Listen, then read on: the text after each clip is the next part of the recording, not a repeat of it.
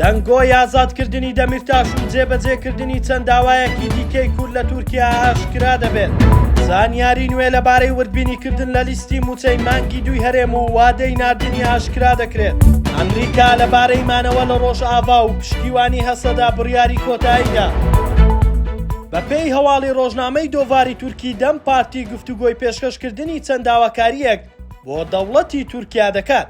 بەپێی زانیاریەکان ئازادکردنی سەلاحەدین دەمیرتاش و گیراوانی سیاسی دیکە و جێڕانەوەی سەرۆک شارەوانیە دوورخراوەکان لە نێو داواکاریەکاندا هەن. لە چەند ڕۆژی ڕابردووش دوای 8 ساڵ لە زیندانیکردنی بۆ یەکەم جار ڕێگا بە دەمیرتاش درا زیندانی ئەدرێنا بە شێوەیەکی کاتی جێبهێڵێت و لە نەخۆشخانەیەکی ئەستەمبۆڵ سەردانی خێزانەکەی بکات.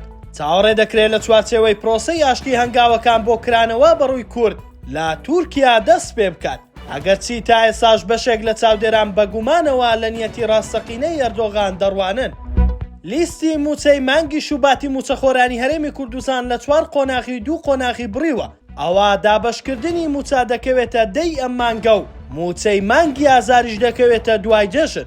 بەپێی زانیاریەکان وەفدی تەکنیکی هەرێمی کوردستان ماوەی 8 ڕۆژە لە بەغدان و لیستی موچەی مانگی شوباتیان پێە، بەڵام تا ئێستا نەگەیشتونەتە قۆناغی کۆتایی و بڕیار لەسەر خەرجکردنی موچە نەدراوە. باگوێرەی زانیاریەکان لیستی موچەی موچەخۆرانی هەرێمی کوردستان لە بەغدا بە 4 قۆناغ تێپەر دەبێت. ئەوانیش سەرەتا دەچێتە دەست وەزارەتی دارایی عێراق، دواتر ڕەوانەی تەدقیق دەکرێت لە موازنە و دوات ڕەوانەی ژمێریاری دەکرێت وە کۆتا جاریش دەچێتە بەردەم وەزیر بۆ وەژووکردنی کۆتایی. کەناڵی ئەلحەدەث بڵاوی کردەوە ئەمریکا بە تەواوی دەستبەرداری پلانی کشانەوە لە باکوور و ڕۆژهەڵاتی سووریا بووە. بڕیاری داوا پێگەی خۆی لە سووریا بەهێزتر بکات و لە پشتیوانی هەسەدەش بەردەوام بێت. لەبارەی هۆکاری دەستبەرداربوون لەو پلانە کەناڵەکە ڕایگەیاندووە ئیسرائیل فشارەکانی چڕ کردوتەوە بۆ مانەوەی ئەمریکا و بۆ دانانی سنوورێک بۆ هەژمونی تورکیا لە وڵاتە کە کار بۆ لە قالبدانی کورد دەکات.